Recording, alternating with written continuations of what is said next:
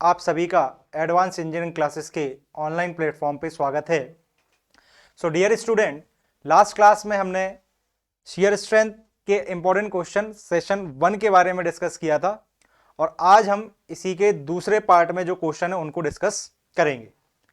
मेरा नाम है सिद्धार्थ जैन और मैं आप लोगों के सामने ये सेशन लेके आ रहा हूँ। नाउ आगे बढ़ने से पहले यहाँ पे कुछ बेसिक अनाउंसमेंट है।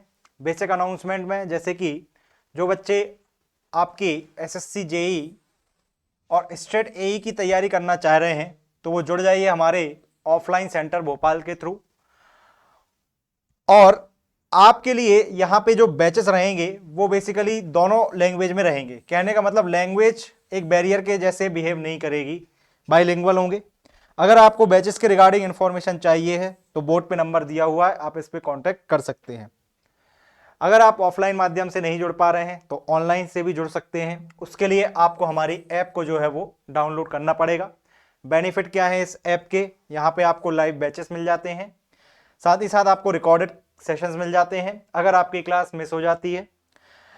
आपके लिए फुल्ली कोर्स प्रिपेयर किया है, that is a revision course, जिसका एम ये है कि कई बच्चों के साथ ये होता है कि वो एग्जामिनेशन से पहले एंजाइटी इश्यूज में आ जाते हैं कि रिवीजन नहीं हुआ, तो उनके लिए हम रिवीजन कोर्स लाए हैं।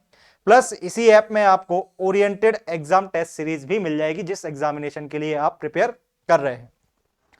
पॉइंट यह है कि अब इसको डाउनलोड कैसे करें, तो आप डाउनलोड कर सकते हैं डायरेक्टली इस नेम को सर्च करके, या दूसरा ऑप्शन आप इन क्यूआर कोड को स्कैन करके भी जो ऐप को है वो डाउनलोड कर सकते हैं। ठीक, अब हम बढ़ते हैं अपने क्वेश्चन के ऊपर। क्वेश्चन है शियर स्ट्रेंथ के ऊपर, तो अब कुछ बेसिक क्वेश्चंस हैं। लास्ट क्लास में भी मैंने क्वेश्चंस को लिया था, आज की क्लास में भी मैं कुछ क्वेश्चंस लेके आया हूं। नाउ क्या है क्वेश्चन, अभी पहले बेसिक पढ़ रहे हैं, फिर इसके बाद नेक्स्ट स्टेप क्या रहेगा, डिफरेंट टाइप ऑफ टेस्ट्स के बारे में डिस्कस करेंगे।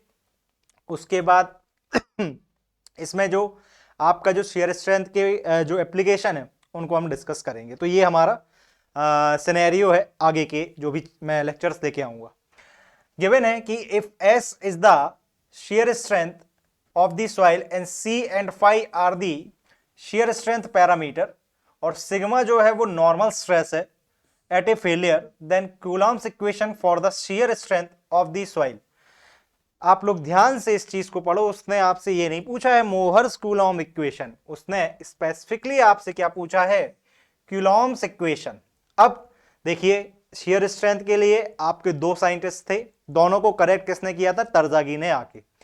तो मोहर्स फेलियर एनवेलप क्या बोला, मोहर्स फेलियर एनवेलप ने अपनी एक स्ट्रेट लाइन दी और कूलॉम्स ने अपने Mohr's circle, Coulomb's Mohr circle hypothesis दी।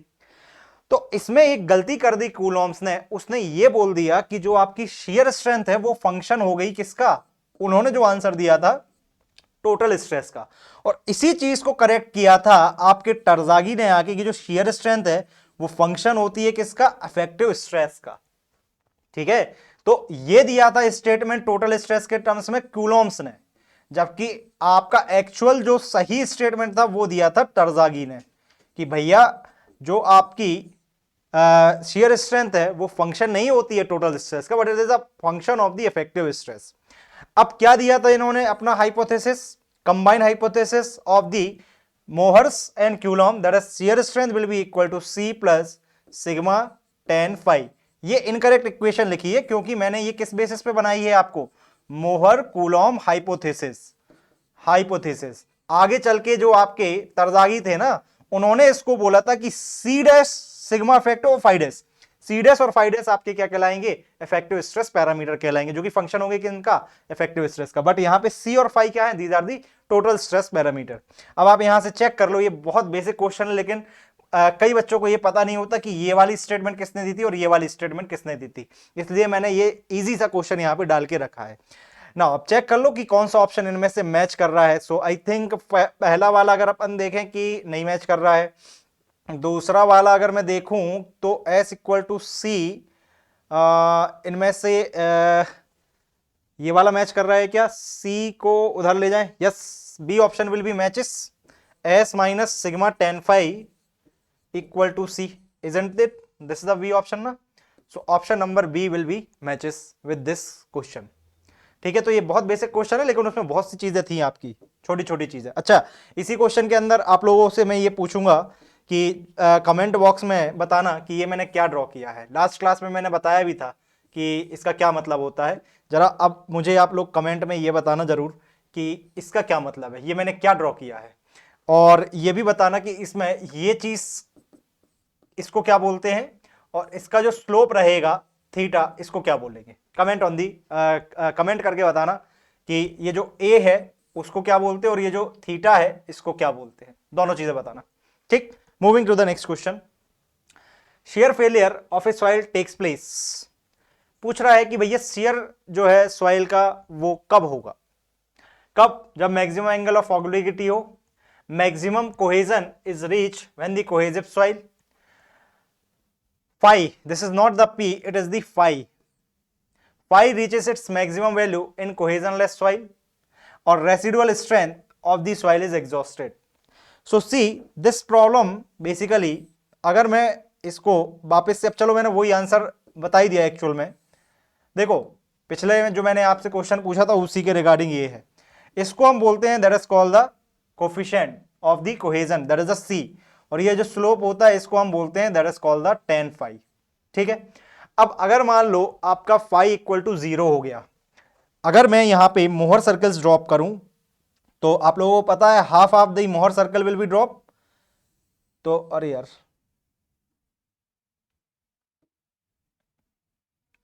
तो जो हाइपोथेसिस दी थी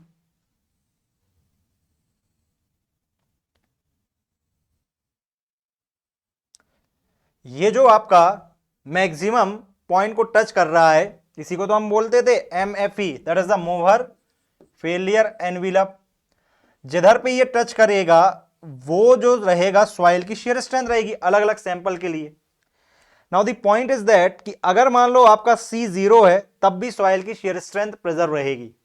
तो ये तो केस हुआ आपका किसका, that is the normal consolidated type की सॉइल या ओवर कंसोलिडेटेड सॉइल। इनिशियली यहां पे स्लाइटली कर्व होता है लेकिन अप्रोक्सीमेट हमने करके रखा है इसको क्या, हॉरिजॉन्टल। तो ये केस है आपके ओसी सॉइल का। वहीं पे अगर हम एनसी सॉइल के बारे में बात करें, नॉर्मल कंसोलिडेटेड क्ले, तो नॉर्मली कंसोलिडेटेड जो सॉइल रहती है वो बिहेव करती है आपकी सैंडी सॉइल के जैसा, और चूंकि सैंड में 0 है तो यहां पे क्या होगा कि जो आपका मोहर फेलियर एनविलप है वो पास कहां से करेगा, that will passes through the origin only, ये पास करेगा आपका ओरिजिन से। इसका मतलब जो भी मोहर सर्कल इसके नीचे रहेंगे तो वो तो सेफ रहेंगे, और जो इसको टच करेंगे वो आपका क्या होगा, that is the critical condition. Now अब ये जो एंगल है यहां पे C तो 0 हो गया, now what is this angle, that is the phi. अब पॉइंट ये है कि अगर फाई मैक्सिमम हो जाए और जब ये इसको टच कर जाए मोहर फेलियर एनविलप का मैक्सिमम एंगल कितना हो सकता है, maximum angle will be equal to phi, और उस केस में कंडीशन क्या होगी कि सॉइल क्या कर जाएगी, फेल कर जाएगी। सिमिलरली अगर इस मोहर फेलियर एनविलप के ऊपर, फॉर एग्जांपल अगर इस मोहर फेलियर एनविलप के ऊपर मान लो एक इमेजिनरी सर्किल है, क्या ऐसा कोई पॉसिबल है, इस टाइप का सर्कल कोई पॉसिबल है, नहीं है पॉसिबल। क्यों, क्योंकि शेयर स्ट्रेस कभी भी अपनी स्ट्रेंथ से मैक्सिमम नहीं हो सकती है। तो above the Mohr circle it is the imaginary condition, तो इसको हम बोलते हैं that is the imaginary condition, जो कि रियलिटी में एग्जिस्ट नहीं करती है। तो करेक्ट ऑप्शन क्या हो जाएगा कि कोई सॉइल जो है कोहेजनलेस सॉइल फेल करेगी जब उसकी फाई जो रहेगी वो मैक्सिमम वैल्यू को रीच कर जाएगी। कोहेसिव सॉइल में तो ऐसा कुछ केस है नहीं। ठीक है, moving to the next question. अगला जो मैंने पिछला आपको डॉटेड कलर का जो डॉटेड शेप बनाया था सर्किल का उसी पे बेस्ड क्वेश्चन है।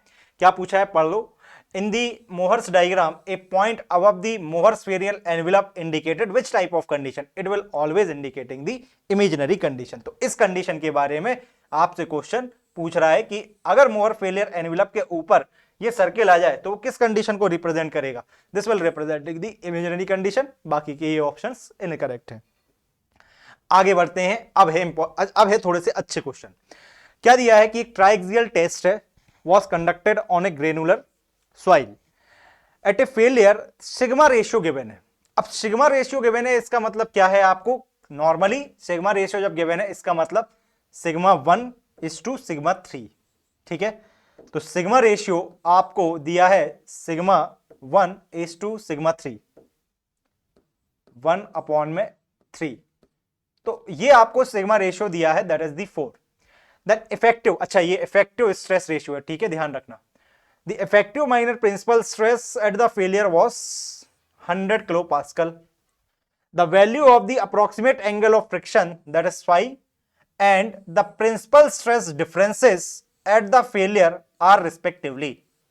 आपसे पूछा है कि फाई की वैल्यू बताओ, और इसके अलावा आपसे पूछा है सिग्मा 1 माइनस सिग्मा 3 की वैल्यू निकाल के बताओ। और सॉइल आपकी कैसी है? क्या आपकी सॉइल में ग्रेनुलर टर्म लिखा है? यस, ग्रेनुलर है। इसका मतलब यह हुआ कि आपका सी का वैल्यू क्या रहेगा? That will equal to 0। ठीक है, नाउ एक सेकेंड मैं कैलकुलेटर लेके आया।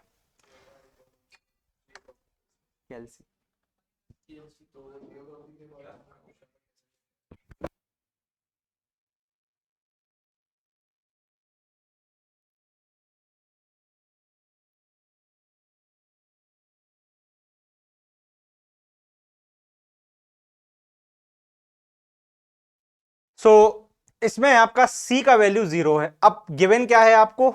सिग्मा 1 अपॉन में sigma 3, these are the values. ये 4 है आपके पास। इसका मतलब मैं ये कह सकता हूं कि मेरा सिग्मा 1 जो है, मेरा जो सिग्मा 1 है effective, that is a 4 times of sigma 3। अगर मेरे पास ये रिलेशन है तो मैं ये वाला तो निकाल ही सकता हूं, 1 माइनस 3। कैसे?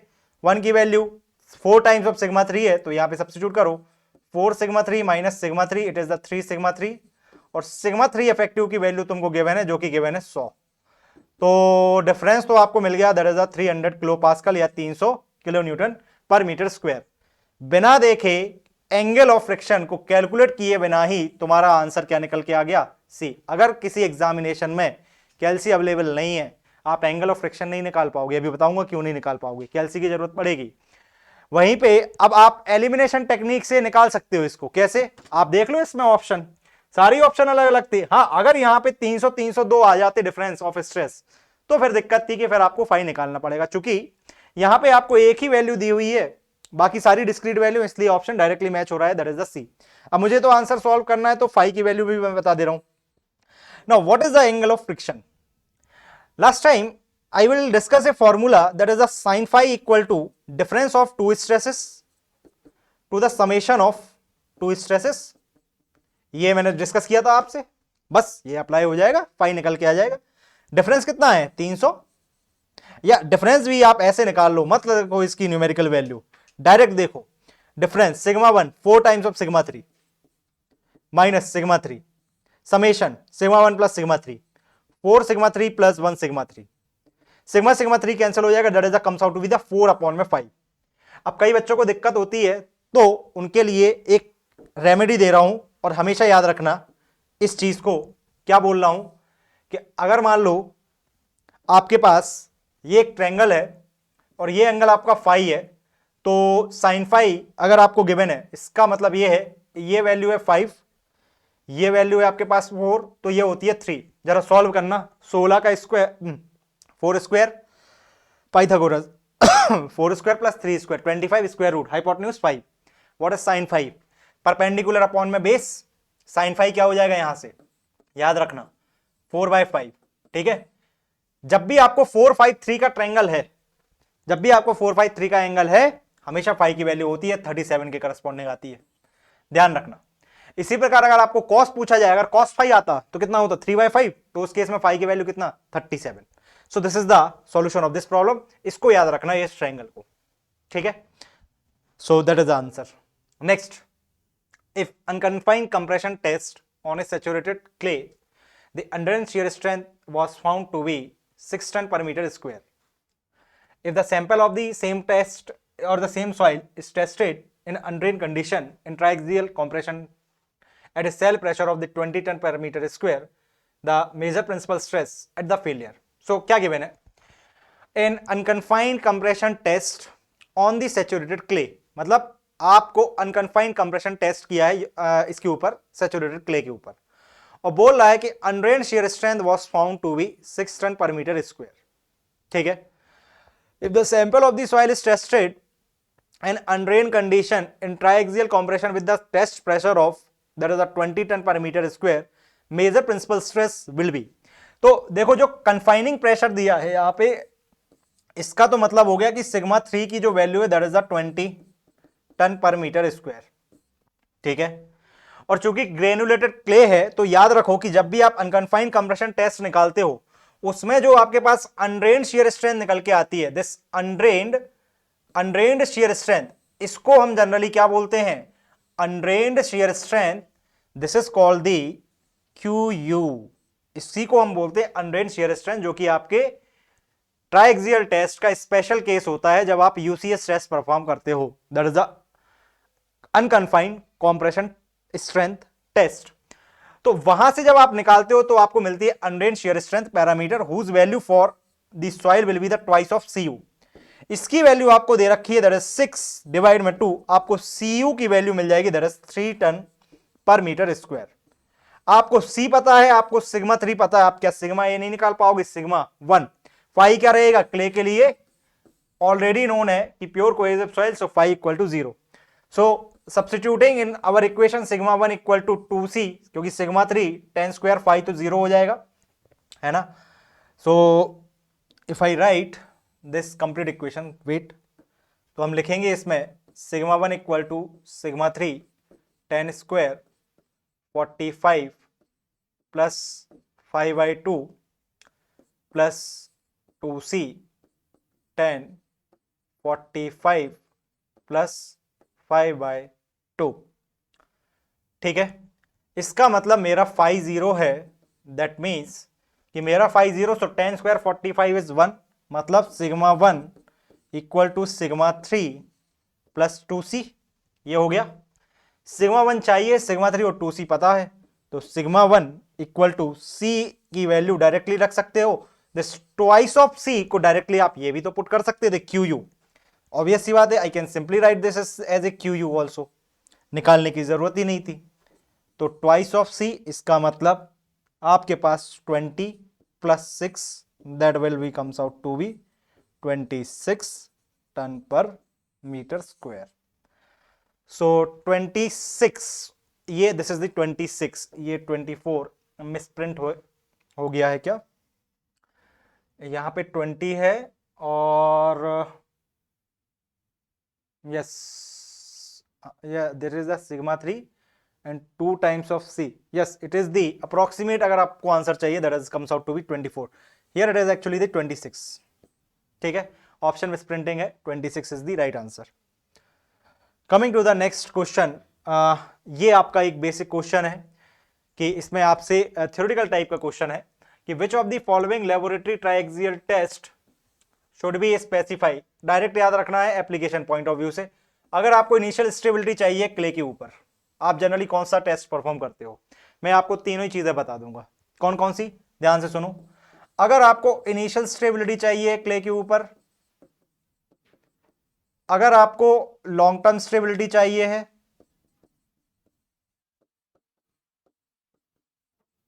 क्ले के ऊपर, ये तो बात हो गई क्ले, और अगर सैंड है इस पे लॉन्ग टर्म और शॉर्ट टर्म। तो ध्यान से देखो, अगर आपको इनिशियल स्टेबिलिटी चाहिए क्ले के ऊपर, जनरली आप परफॉर्म करते हो अनकंसोलिडेटेड अनड्रेन्ड टेस्ट। रीजन ये है कि जैसे ही आप क्ले पे डालोगे पूरा का पूरा पानी साइमल्टेनियसली नहीं निकल जाएगा, तुरंत नहीं निकल जाता पानी, क्यों, क्ले के अंदर कंसोलिडेशन एक टाइम टेकिंग प्रोसेस है। तो यूयू टेस्ट जनरली परफॉर्म किया जाता है in order to check the unstability और the stability of the newly constructed clay. 15 minute के अंदर ये टेस्ट कंप्लीट हो जाता है। लॉन्ग टर्म स्टेबिलिटी चाहिए अगर आपको क्ले के ऊपर, देन आप परफॉर्म कर सकते हो, that is the CU test, और बेस्ट ऑप्शन होता है यहां पे, दोनों ले सकते हो, कंसोलिडेटेड ड्रेन। जनरली हम परफॉर्म करते हैं कंसोलिडेटेड ड्रेन, आपके पास ऑप्शन भी होता है आप परफॉर्म कर सकते हो consolidation undrain, but most preferable consolidation drain. अब अगर आपके पास सफिशिएंट टाइम नहीं है, then you go for the consolidation undrain test, that will also give you the long term stability. कहानी खत्म क्ले की। सैंड के अंदर चाहे शॉर्ट टर्म हो चाहे लॉन्ग टर्म हो, क्योंकि सैंड के अंदर वॉइड्स की जो पोरोसिटी, जो वॉइड्स की साइज है वो बड़ी रहती, पानी जल्दी ड्रेन हो जाता, इसलिए चाहे लॉन्ग टर्म में देखो चाहे शॉर्ट टर्म में देखो, हमेशा कंसोलिडेशन ड्रेन टेस्ट ही परफॉर्म किया जाता है। ठीक है, नेक्स्ट पॉइंट, जब आप कंसोलिडेशन ड्रेन टेस्ट परफॉर्म करते हो तो आपको हमेशा इफेक्टिव स्ट्रेस पैरामीटर मिलते हैं, दैट इज सी डैश और फाई डैश, और इसी को आप लिख सकते हो दैट इज कॉल्ड दी सी इसको नॉर्मली सी ड्रेन फाई ड्रेन इस तरीके से भी लिखते हैं, तो अफेक्टिव को ड्रेन भी लिख सकते हो।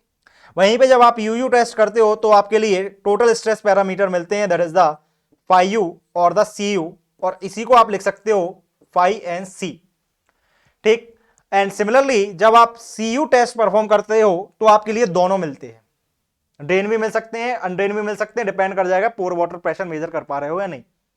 आप क्वेश्चन पढ़ लो, इनिशियल स्टेबिलिटी में आपको कौन सा मिलेगा?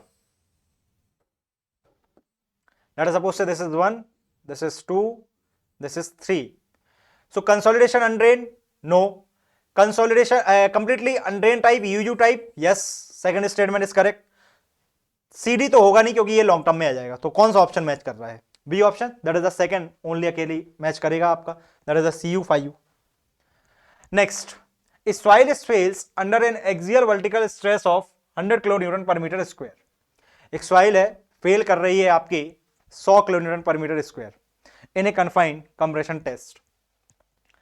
The failure plane makes an angle of the 50 degree with the horizontal. The shear strength parameter again C and phi. वही सेम क्वेश्चन टाइप का रिपीट है। क्या याद रखना है भाई? अगर आपको थीटा सी याद है, इसका मतलब क्या है? 45 प्लस 5/2। क्यों? क्योंकि अगर आपने देखा हो तो आपका जनरली क्रिटिकल एंगल किस तरीके से रिपोर्ट कर सकते हो? इसी तरीके से, यही तो दिया है। A soil fails under a vertical stress of 100 kilonewton. Unconfined compression test, the failure plane makes an angle of the 50 degree, मतलब क्रिटिकल एंगल आपका क्या है? 50 डिग्री। तो 50 degree will be equal to 45 plus 5/2। इसका मतलब फाई की value कितनी आ गई? 10 डिग्री। तो उसका angle of the fraction actually this is C5 soil, right? तो उसमें फाई भी होगा और उसमें C भी होगा, तो फाई तो मिल गया। इसके बाद मुझे क्या चाहिए? इसके बाद मुझे C चाहिए, निकाल लेंगे C भाई। कैसे निकालेंगे? सिग्मा 3 गिवन है ना। If I know the sigma 3 and if I know the value of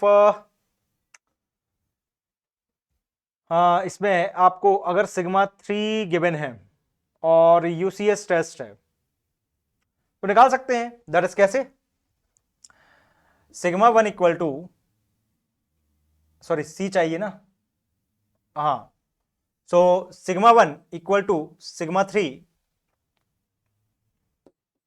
10 square 45 plus 5/2 plus 2C 10 45 plus 5/2, ठीक, ये जानते हो। Now in UCS test generally this term is 0, ये टर्म आपकी होती है 0। इसका मतलब अगर आपको सिग्मा 1 चाहिए, that is comes out to be the 2C 10 45 plus 5/2। अब ये कैसे 0 हो रही है? ये कैसे 0 हो गई है? कोई बताएगा ये कैसे 0 हो गई है? कमेंट बॉक्स में बताना ये कैसे 0 हुई। इसका मतलब ये हुआ कि आपकी जो डेविएटोरिक स्ट्रेस है, that is the difference of two stresses. Difference of two stresses जो मैंने यहां पे लिखा था ना आपको, C Q U equal to twice of C. अगर फाई 0 है तो 10 45 आ जाएगा, प्योर कोहेसिव सॉइल के लिए है। बट इन जनरल फॉर्मेट आपका होगा sigma D equal to 2C 10 45 plus 5/2। इसकी वैल्यू आपको पता है कितनी है? आपके पास है, दैट इज दी 100 सिग्मा 3, और 2C और 5 की वैल्यू पता है। यहां पे जब आप सॉल्व करोगे तो आपको यहां से कोहेजन की वैल्यू निकल के आ जाएगी, और जब सॉल्व करोगे तो कोहेजन की वैल्यू आपके पास निकल के आएगी 41.9। तो करेक्ट ऑप्शन क्या हो जाएगा? 10 degree as well as the 41.5 kilonewton पर metre square. So this is the basic question, right? Now अब पॉइंट ये है, मैं इस सेशन को यहीं पे वाइंड अप कर रहा हूं। नेक्स्ट सेशन में मैं और कुछ अच्छे क्वेश्चन लेके आऊंगा। तो बहुत बेसिक क्वेश्चन ले आया आज। नाउ इन दिस रिगार्ड आपके लिए जो भी डाउट है आप टेलीग्राम चैनल को ज्वाइन कर लीजिए। मैं डाउट भी लेके आता हूं अपनी रेगुलर क्लासेस के अंदर, वीडियो सॉल्यूशन देता हूं। तो अगर जिस किसी को भी डाउट आता है किसी भी क्वेश्चन के अंदर, तो आप चाहें तो टेलीग्राम चैनल ज्वाइन कर लो। नेक्स्ट पॉइंट ये है कि टेलीग्राम चैनल की लिंक कहां से मिलेगी? तो इस सेशन के डिस्क्रिप्शन बॉक्स में टेलीग्राम चैनल की लिंक है, आप वहां से ज्वाइन कर सकते हैं। नेक्स्ट PDF भी आपको वहीं से मिल जाएगी, तो टेलीग्राम मस्ट है, आप ज्वाइन कर लीजिए। लास्ट पॉइंट, आप हमसे जुड़ सकते हैं bye means of Facebook, Insta and Telegram. बताया मैंने क्या नीड है आपके लिए। जो भी वीडियोज आएंगे आपके लिए पता पड़ता जाएगा कौन सा वीडियो है। अब लास्ट पॉइंट, आप इस चैनल को सब्सक्राइब करें, बेल आइकन को हिट करें, ज़्यादा से ज़्यादा लोगों तक शेयर करें हमारे इस वीडियो और हमारे जो भी एफर्ट्स लग रहे हैं उनके लिए अप्रिशिएशन के लिए आप लाइक करें। Thanks for watching this session. मिलेंगे हम अपने नेक्स्ट सेशन में कुछ और नए क्वेश्चन के साथ। Till then take care.